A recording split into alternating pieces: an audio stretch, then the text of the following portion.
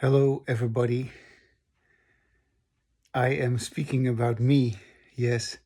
And as you can see, behind me is the American flag and a cupboard with some pictures of my parents and Bonnie's parents and family. And here above me is a picture of a Chinese farm, a picture that was taken by my father-in-law.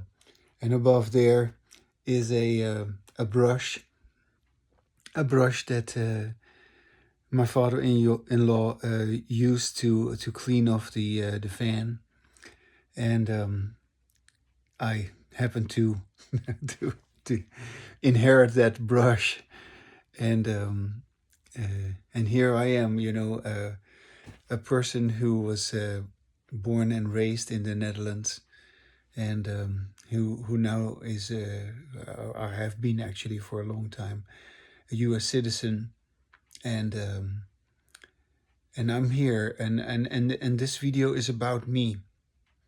This video is about me, and it is also a response to an email message which I received, or not an email, a response to my writing from Erica. And I just want to say hi to Erica and appreciate her for for taking me serious, and for letting me know that what we're talking about is just really so incredible, because it deals with who we are. Yeah. And who you are is all about you. Yes. And it is an enormous taboo to just be an individual.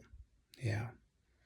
And it is even more of a taboo because people have, of course, attempted to be an individual. People have sought to be free from the group. Yeah, people have tried to become conscious of themselves and all that kind of stuff. They have tried to, I don't know, to go beyond their mind or whatever it was that they were trying to do. They've tried to transcend themselves, their own limitation. They've tried to become enlightened and all that kind of stuff. We have all heard about that.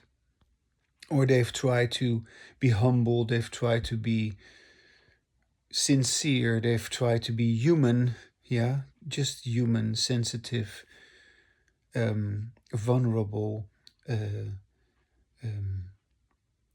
also imperfect, of course. Um, and all these efforts, these spiritual efforts, or these, what is it, social justice efforts, because people have also given their lives, dedicated their lives to all sorts of causes, whether these causes were playing out on a national level or on an international level. It doesn't matter whether they were playing out in the family or in the community or in the particular discipline that people were following, because people have participated in different sciences or different areas of life, education, or policing, or you know what I'm talking about, making music, law, uh, yeah, people who are practicing law, lawyers. Um, People have given their lives to the cause that they would find most important to them or most pleasing. And so they have been educators, they have been doctors, medical personnel, nurses. People have dedicated their lives to their profession, to their daily involvement, putting food on the table, putting agriculture, farmers, people that have grown fruit or vegetables. Um, people have dedicated their lives, their energy to whatever they felt most inclined to. And in one way or another, people have been able to somewhat be themselves or be who they are and have an experience of just being true to who they are. But I, as a person who has embodied language, as a person who knows the difference between embodied language and disembodied language, I know that all of these different choices that I was just mentioning, or these choices, people fall into these different areas because of their background, because of their upbringing, because of their history of conditioning. It is pretty obvious that due to how their lives goes, they become what they become, and they become all involved in whatever it is that they're involved in. But as a person who knows the difference between disembodied language and embodied language, I know that difference.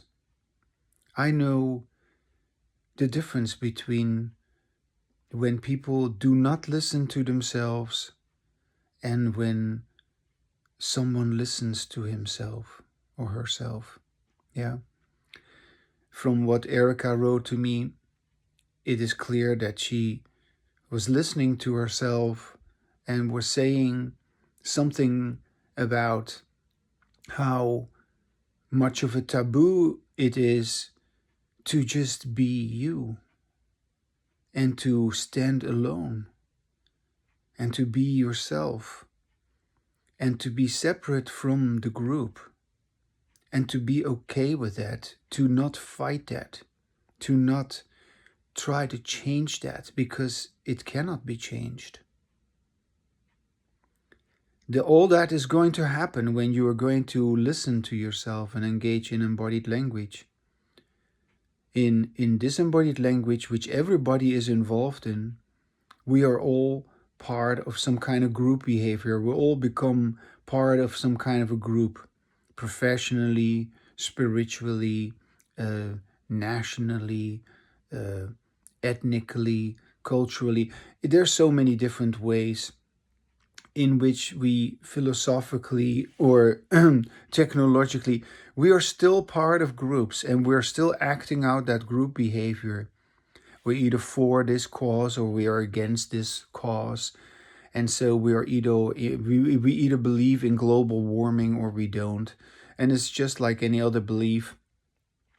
We are in this group of people and we reason along with that particular group.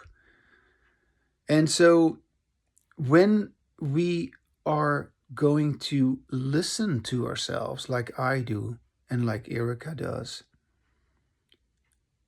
we are going to have conversations like I'm having here right now.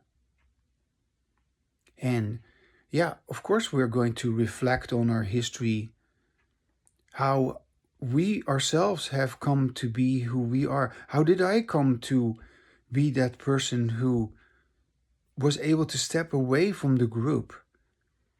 How did I become that person who began to listen to himself? I felt terribly rejected. I felt terribly troubled by not fitting in. I tried, but I couldn't.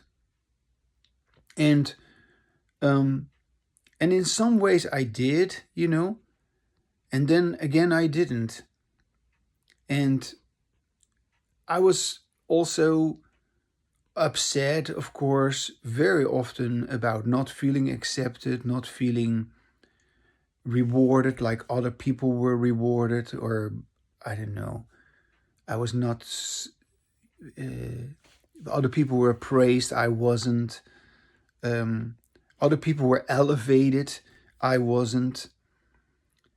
Other people were recognized socially, I wasn't. And so, for a long time, also because I was wanting a particular way of talking, yeah, I didn't know that, but when I was younger, I already wanted a particular way of talking, and I didn't tolerate the way of talking which wasn't my way of talking. It's only in retrospect that I am able to understand that. But I already, from a very young age, I wanted my way of talking. I wanted, we have a cat. We have a cat, Buddy. And Buddy is a very stubborn animal. He also just always wants to have his way. But, it's nothing wrong. It's just his nature that he wants to have his way. Yeah. And of course, sometimes he's nice, but if he doesn't have his way, you cannot force anything on him or so. You got to go with how he is, and that's just fine, That's beautiful. That's how it is. But sometimes he can be really demanding.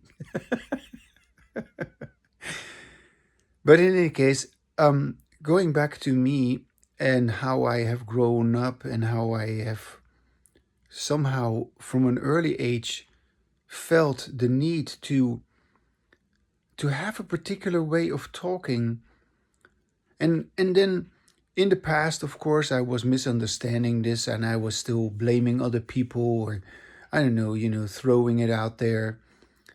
Why aren't you not like this? Why aren't you not like that? And being busy with other people.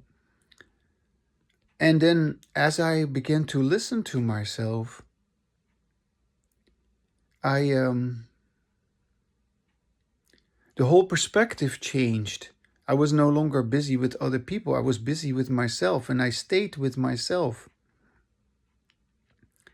And yeah, if I fast forward to where I am now, I'm 66 years old. It is 2025. And I have always wanted this, what I'm doing right now. I've always wanted to talk like this. And I could never, even though of course I try to fit in and to try to go along with others, I could never conform to what is not this. I could never conform to the disembodied language, although of course I had plenty of disembodied language, but I could never be happy with it. I could never continue with it. And in a weird kind of way, I was having disembodied language, but I could never have it. It always backfired on me. And so I wondered also, oftentimes I wondered, why am I not allowed to have the way of talking that everybody else is having? Why am I so incredibly wronged when I have what everybody else is having? Why is it a problem when I do what just everybody else does? It felt unfair to me. It felt, yeah, it felt as if I was being mistreated. But no, I wasn't being mistreated. I, myself, always wanted this. And this is completely separate from, the disembodied language that everybody's into. So I never wanted to fit in, even though I tried and I believed that I had to. I never wanted it. I never liked it. I never felt good about it. I only felt good about this. And yes, this is more important to me than all the disembodied language that's going on.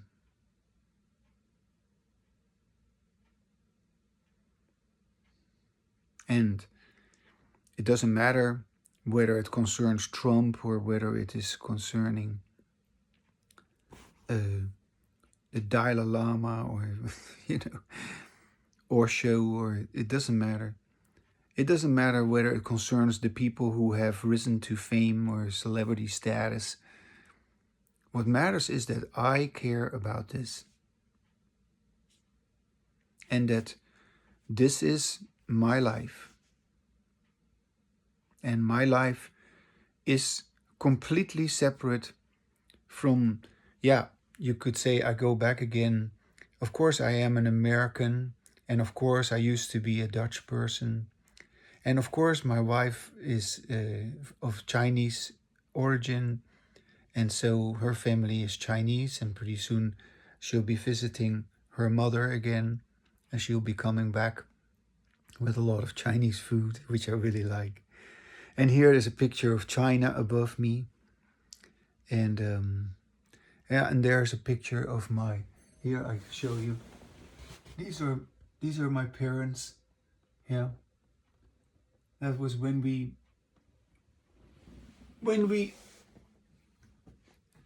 they took us to the airport when we immigrated to the United States.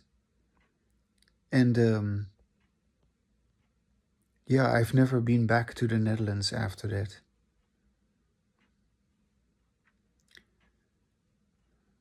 I've never been back to that group, the Dutch, to that group, the family, or to that group, the Sannyasins, yeah, because I was also for a long time a follower of Osho. I've never been back to any of that. And it's been fantastic, actually. It's been so good, because being able to be myself, my own individual, is how I live.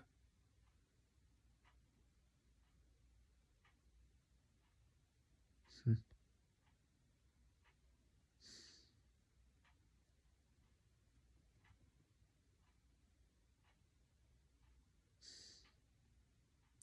It is interesting that today I'm not making a bike ride.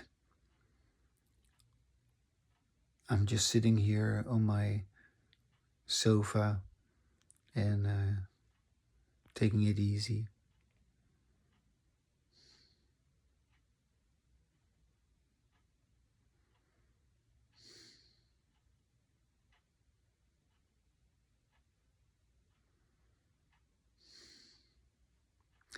And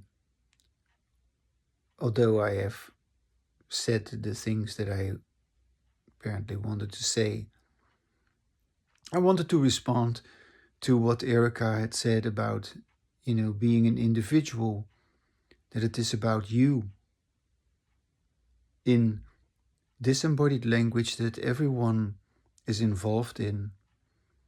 It is never about you. It cannot be without you. It cannot be about you, sorry. That is something that your usual way of talking, in which you do not listen to yourself, it can never be about you. So just consider that for a second. That since you are used to not listening to yourself, no matter how much fuss you make about yourself, your language is never truly about you. Only when you listen to yourself is your language about you. That's enormous.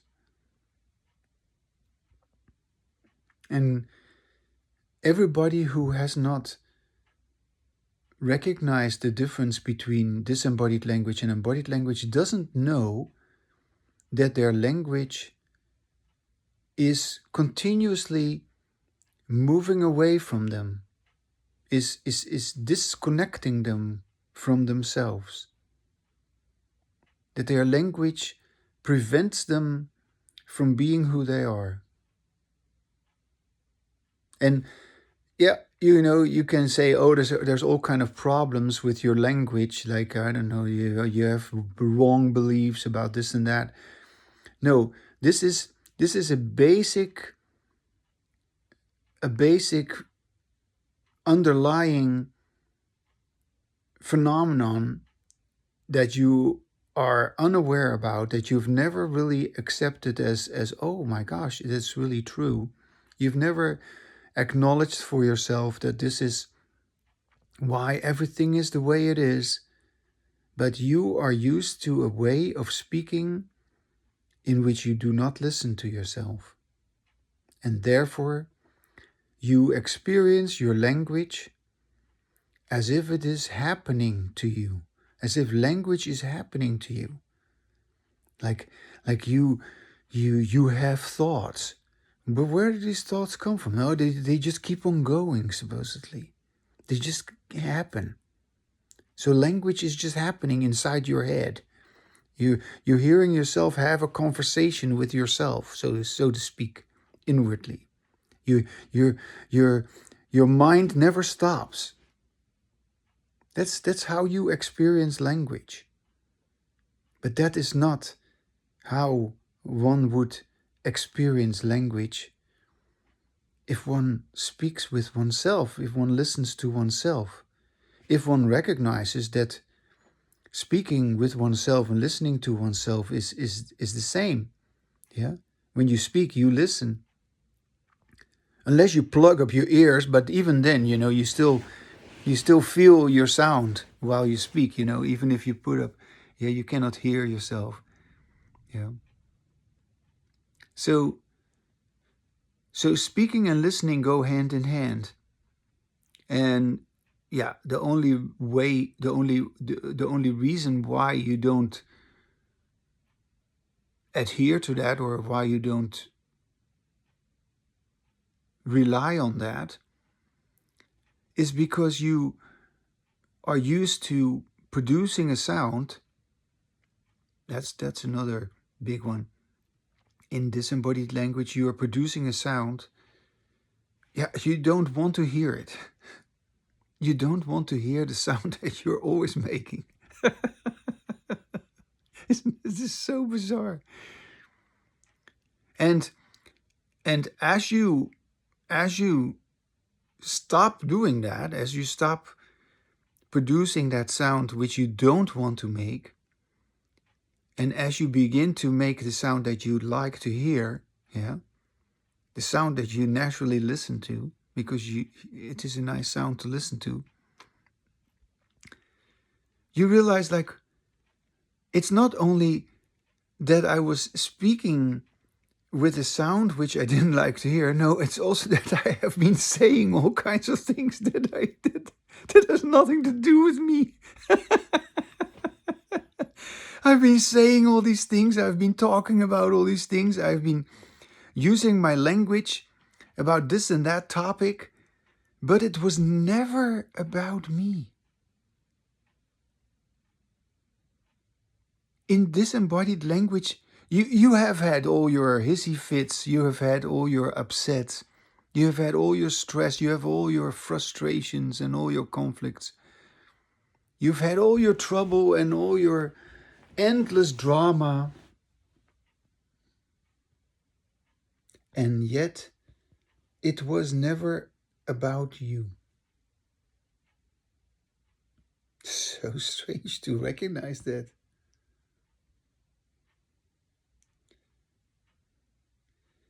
And surely, only if you continue with your embodied language, you can truly acknowledge all of this. Because it is only your ongoing embodied language which is really about you. Where you speak with a sound which you want to hear.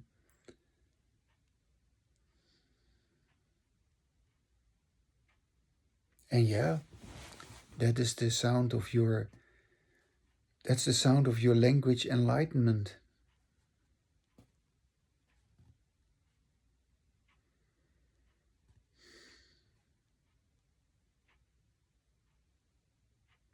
And so going back again to the taboo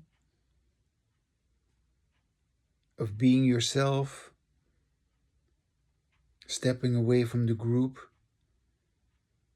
actually your language enlightenment, where you speak the way I do, yeah? You're listening to my language enlightenment.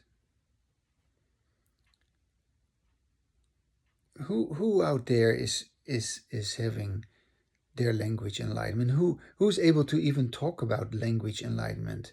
How could you talk about language enlightenment if you didn't have embodied language?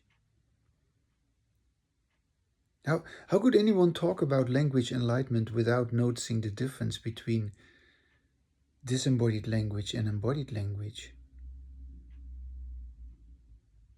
You know, for a long time, I was also worried about having friends. You know, who is my friend? Who do I really care about? And it's only also in retrospect that I am able to understand that, yeah, even though I didn't know it, I only have respected, I only have picked up, I've only learned from people who were open to me and who, of course, were also open to themselves. And you cannot be open to me if you're not open to yourself. And you can act as if you're open to me, but if you are not open to yourself, yeah, then I don't feel you're open to me.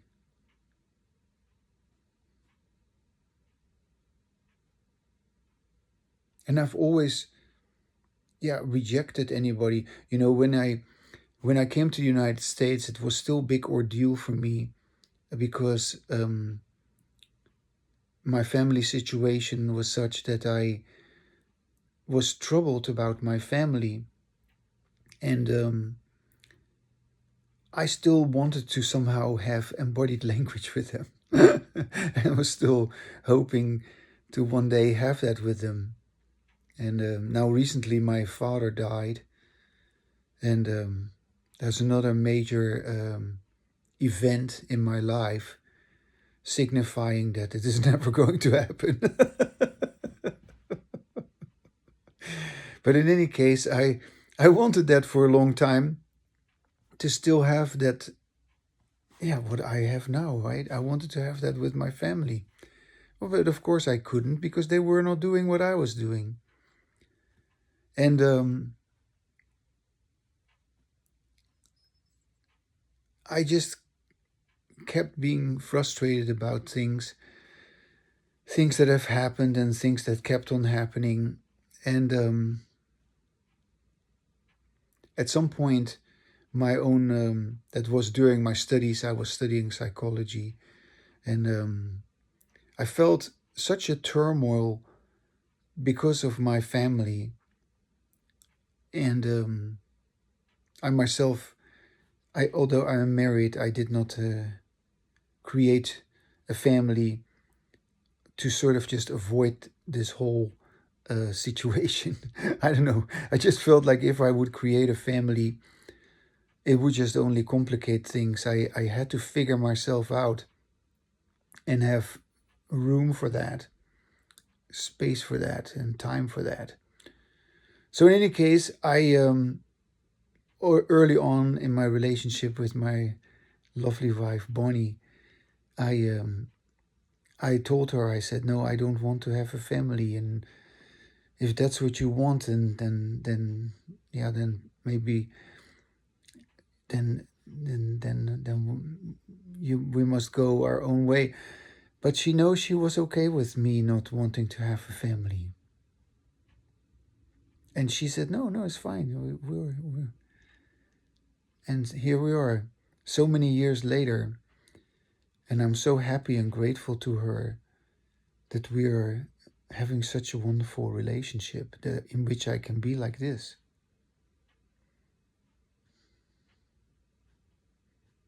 In any case, going back to my family, my my my parents and my brothers and my sisters. Both my parents are gone now. Now that my father is gone. Um, there came a point where my turmoil was so great and so.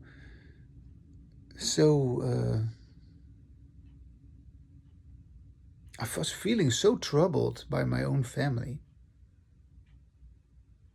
And maybe it was because I was studying psychology and I was almost reaching the PhD. I was almost there. I had advanced to candidacy and I was writing on my dissertation and I was I was doing my clinical hours and giving therapy and all that. But no, yeah, in any case, okay, I know I repeat myself. My turmoil about my parents, and I was still in contact with them, and it was so tormenting to me that I, at some point, against everything I at that point believed, because I believed I needed to be in touch with him. I believed I needed to achieve embodied language with him. I believed that this should be possible with everyone.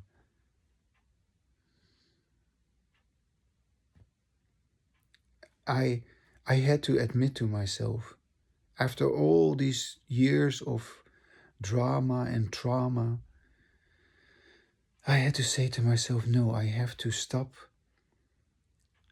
having relations with my family. Everyone, yeah, I got two brothers, three sisters. Everyone I talked with, if I ever talked with them, because there wasn't really much contact, but each time I had a contact, each time there was something going on, it just triggered such feelings of negativity, such feelings of being rejected, being hurt.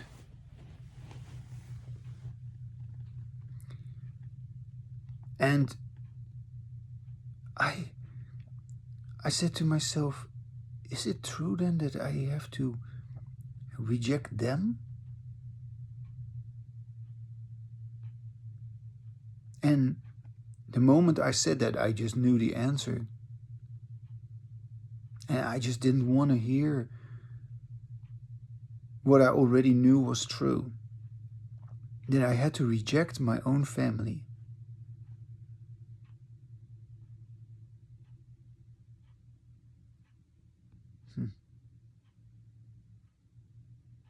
It, you know, I've cried so much about this. And even now that I'm saying this, I just still feel the immense impact that has had in my life. That I at some point became resolved about that. That I at some point I just said, no, I just gotta stop this. I just gotta stop letting that affect me. And I just gotta stop having contact with them, because having contact with them meant that I was affected. I could not prevent. I worked on myself, so to speak, yeah. I tried to overcome my own problem, but every time I was in touch with him, every time it was turmoil. And then I yeah. And even even then I was still going back on my decision that I wasn't going to talk with him anymore. So I still went back and forth a couple of times on the decision that I had already made. Yeah. But you're saying one thing, but emotionally you still feel something else. And yeah.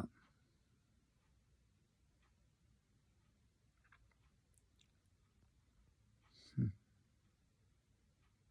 So rejecting my family was like, is like rejecting the group. And that happened already when I became a sannyasin. You know, that was a good thing about being a sannyasin, a follower of Rajneesh, Osho.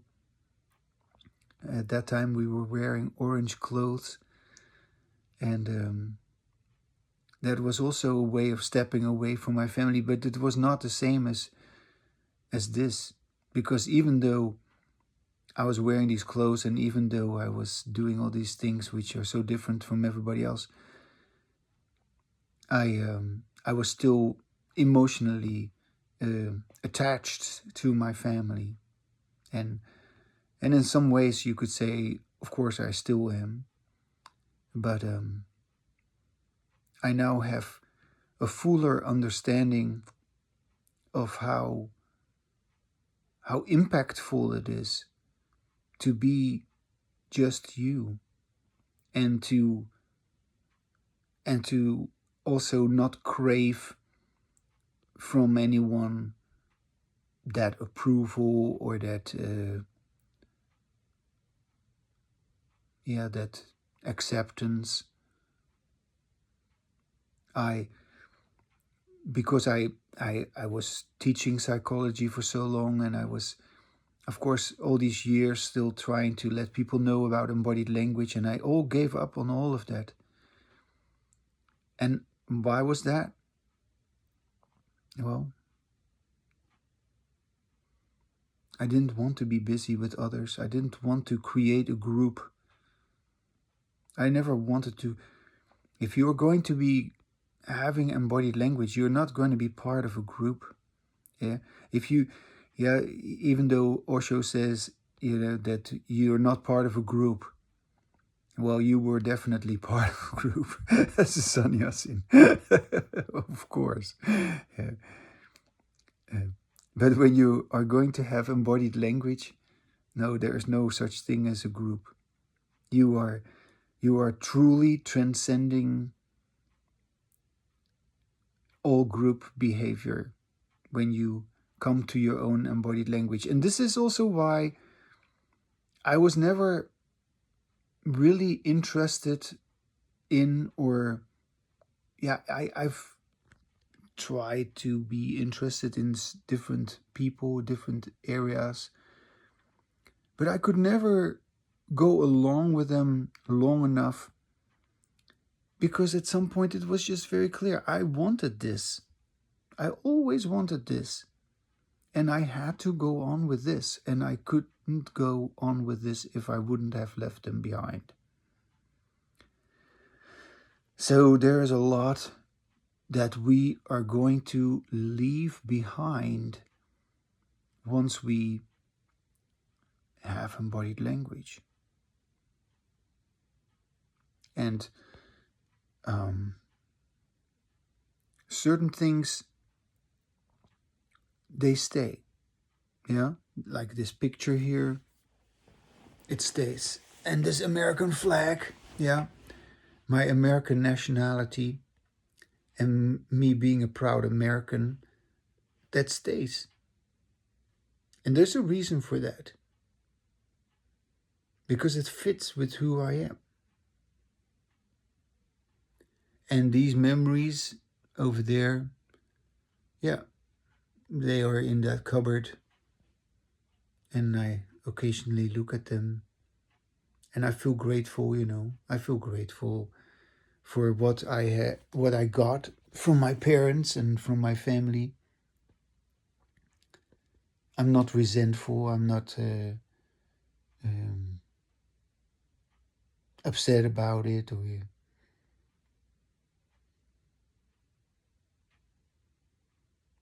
I kind of feel like right now it couldn't be any other way.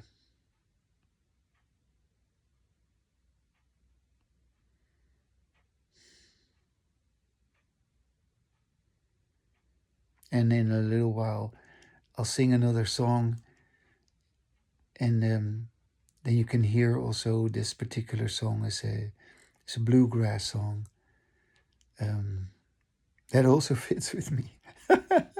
It's so funny how that is. Yeah. Mm.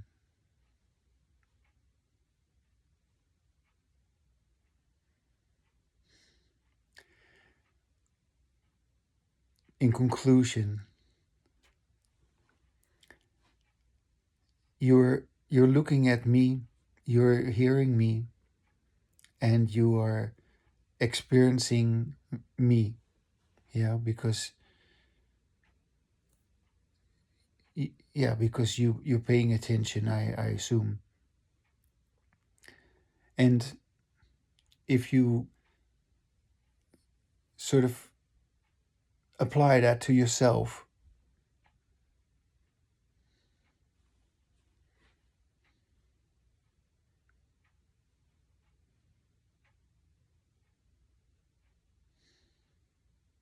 you can have embodied language. And you can also do what it takes to be an individual. And yes, it's going to involve a lot, and there's no shortcut or whatever.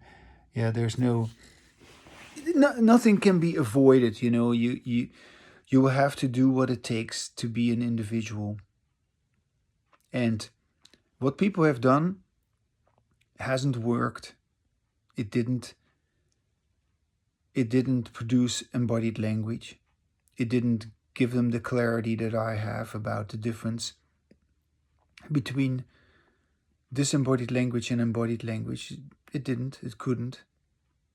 So it is, in my opinion, inevitable that if you really truly want to be yourself, if you really want to be an individual, if you want to overcome your past conditioning, you will have to stop your disembodied language. You will have to acknowledge it, of course. Yeah, oh, I wasn't listening to myself. Yeah. And I've been doing that forever. Yeah. You were carried away. And then as you listen to yourself, you say, oh, this is so good. I want to go on with this. Yeah. This is the challenge of 2025. That you explore this on your own. And yeah, I have decided that I didn't want to talk with anybody anymore in 2025. I just felt like, nope, they got to do this on their own. And then maybe in 2026, we can talk and have embodied language together, which is, of course, fantastic. Yeah, I've already had a lot of embodied language with many, many people, and it has always been fantastic. And it's even going to be more fantastic if you do what it takes to have embodied language with me in 2026. So be assured that it is enormously rewarding. It is so beneficial. It is so blissful to have embodied language, to be truly yourself. And although you're listening to me, hear yourself say this, how wonderful it is to hear yourself, that you want to hear yourself, that you really know you are yourself, that your language belongs to you, that language is not happening to you. No, you are in charge of your language. You use your language correctly. Yeah, that is your embodied language in which you listen to yourself.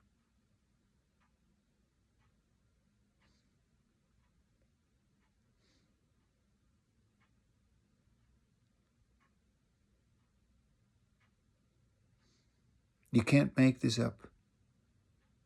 It will happen if you do what it takes to let it happen.